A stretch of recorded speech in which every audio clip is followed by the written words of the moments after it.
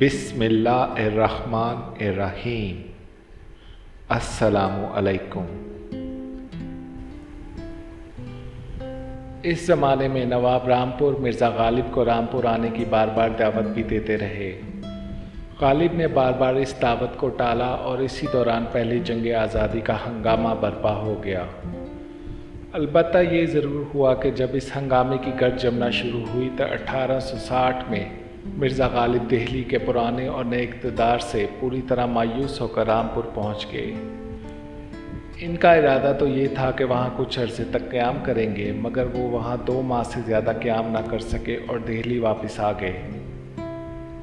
اس کے بعد غالب نے 1865 میں دوسری بار رامپور کا سفر اس وقت کیا جب نواب یوسف علی خان ناظم کے انتقال کے بعد ان کی جگہ ان کے فرزند نواب کلب علی خان مسند نشین ہوئے تھے۔ مرزا غالب کے اس سفر کا مقصد نواب یوسف علی خان کی وفات کی تعزیت بھی تھی اور نئے نواب کلب علی خان کی تہنیت بھی۔ اس بار رامپور سے دہلی آتے ہوئے جیسے ہی غالب کی پالکی رام گنگا کے عارضی پل کو پار کر کے کنارے لگی، پل ٹوٹ گیا۔ ملازم تمام اسباب اور زاد راہ اس پار رہ گئے۔ بمشکل تمام مراد آباد کی سرائے میں پہنچے اور ایک کمبل میں دسمبر کے مہینے کی رات گزاری۔ شدید سردی، بڑھاپا اور کمزوری کے باعث بیمار پڑ گئے اور علالت کا یہ سلسلہ وفات تک چلتا ہی رہا۔ اس پوری صورتحال کا ذکر مرزا نے نواب کلب علی خان کے نام بعد میں لکھے ایک خط میں تفصیل سے کیا ہے، جو کسی مزید وضاحت کا محتاج نہیں۔ اس خط کا حوالہ اس موقع پر دلچسپی سے خالی نہ ہوگا۔ بات تسلیم معروض ہے۔ مراد آباد پہنچا، بعد پالکی کے اتر آنے کے، پل کا ٹوٹ جانا، اسباب یہاں تک کہ رخت خواب کا ماں آدمیوں کے اس زمہیرہ کے میدان میں رہنا، بغیر جاڑے کے کچھ نہ کھانا، خیر ان پر جو گزری وہ جانے۔ میں مراد آباد کی سرا میں ایک چھوٹی سی حویلی میں ٹھہرا، بھوکا پیاسا، کمبل اوڑھ کر پڑھ رہا۔ یہ شعر اپنا پڑھ پڑھ کر صبح کی گرم فریاد کھا شکل نہالی نے مجھے، تب اماں ہجر میں دی پرور یالی نے مجھے۔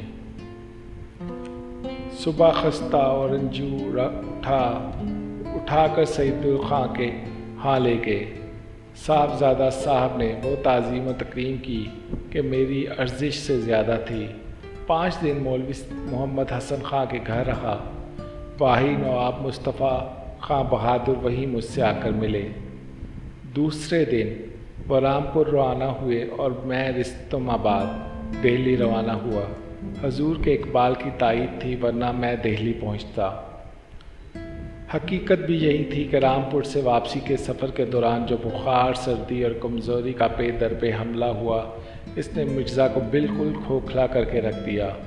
چونکہ وہ پہلے ہی سے قبض کے ساتھ ساتھ دل کی شکایت میں مبتلا تھے، اس لیے قوت مدافعت پوری طرح ناکارہ ہو کر رہ گئی تھی اور آخری چند برسوں میں ایک ایک دن گزارنا مشکل ہو گیا تھا۔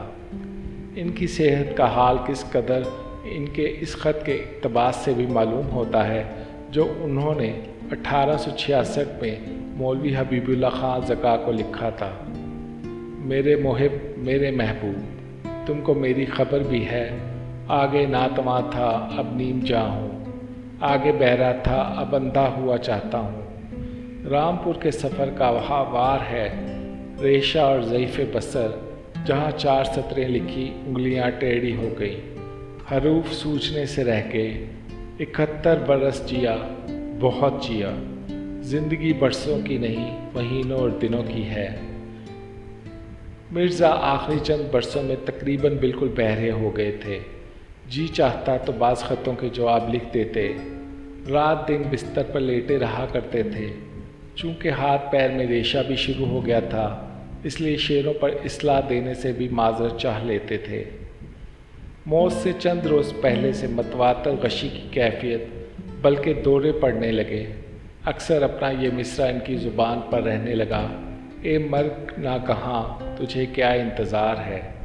انتقال سے ایک دن پہلے بے ہوشی کی کیفیت طاری ہوئی تو دیر تک ہوش نہیں رہا۔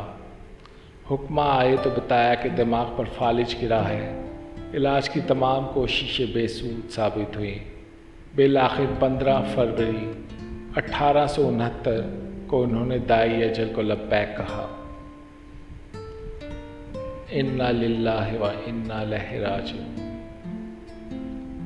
جنازے کی نماز دلی دروازے کے باہر ہوئی اور بستی حضرت نظام الدین میں انہیں سپرد خاک کیا گیا۔